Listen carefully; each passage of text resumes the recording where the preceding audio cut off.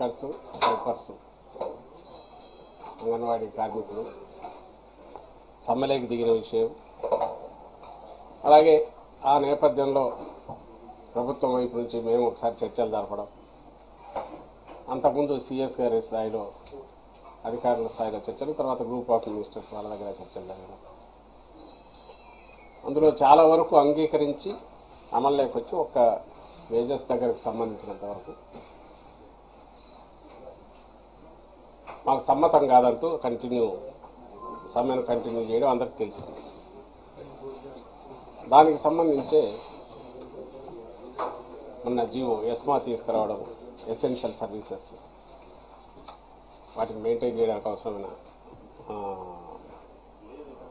ఆదేశాలు ఇవ్వడం, దాని మీద రకరకాల రాజకీయ భాష్యాలు, అలాగే వాళ్ళల్లో కూడా ఆవేదన వ్యక్తం కావడం, మా మీద ఎస్మా పెడతారా అనేది నేను చూస్తాను గత 2 రోజుల నుంచి.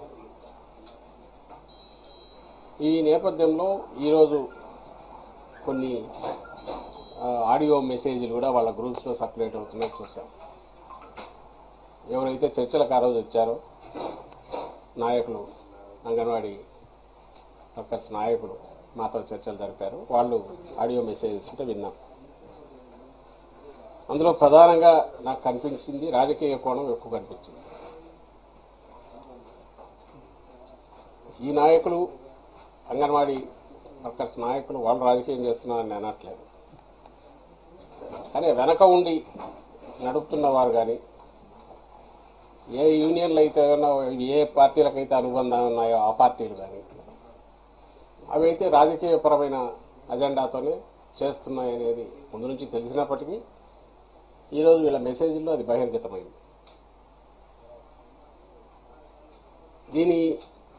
దీని రిపర్కషన్స్, ఇవి ఎంతవరకు ఉంటాయనేది ఆలోచించడం కంటే, ఇంతమంది ఉన్నాం కదా, 1,00,000 మందిని, మనం అనుకున్నది రాకపోతే ప్రభుత్వాన్ని అయినా దించేంతవరకు పోగలం అని ధీమా బయట నుంచి ఆర్గనైజ్ చేస్తున్న నాయకులు లేదా పార్టీల నుంచి ఉందని వాళ్ళ మాటల్లోనే వ్యక్తమవుతుంది ఆడియో ఇది వింటే. ఎగ్జాక్ట్లీ మేము ఏదైతే భయపడుతూ వచ్చామో, వాళ్ళను హెచ్చరిస్తూ వచ్చామో అంగన్వాడీ ఉద్యోగులు, అదే ఫైనల్గా జరుగుతుంది.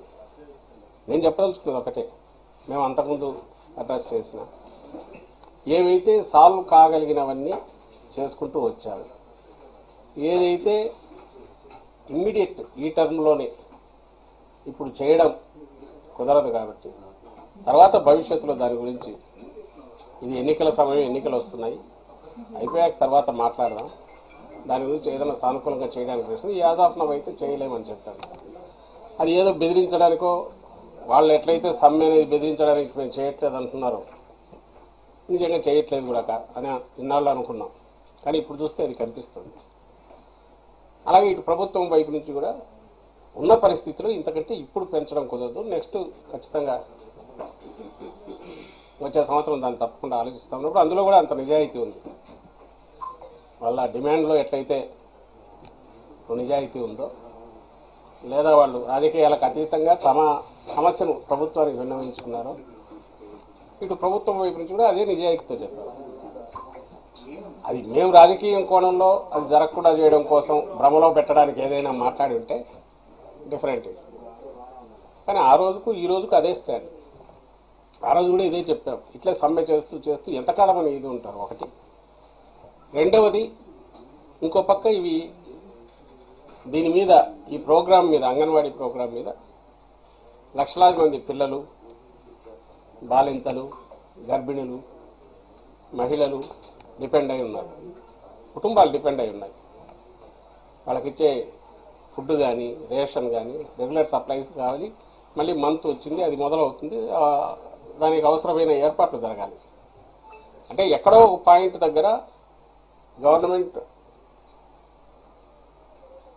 ప్రత్యామ్నాయ ఏర్పాట్లు చేసే ప్రయత్నం చేయడము, లేక మిమ్మల్ని మీకు నచ్చజెప్పి చేయించడము, ఏదో ఒకటి చేయాలి. ఆ నచ్చజెప్పే ప్రయత్నమే ఇంతకాలం జరుగుతూ వచ్చింది. రెండవది, ఇన్ని రోజులుగా చేస్తున్న, ఎవడో ఎక్కడైనా సొంతంగా వాళ్ళ అత్యుత్సాహంతో ఎక్కడైనా చేసిన రేర్గా జరిగినాయేమో కానీ ప్రభుత్వం వైపు నుంచి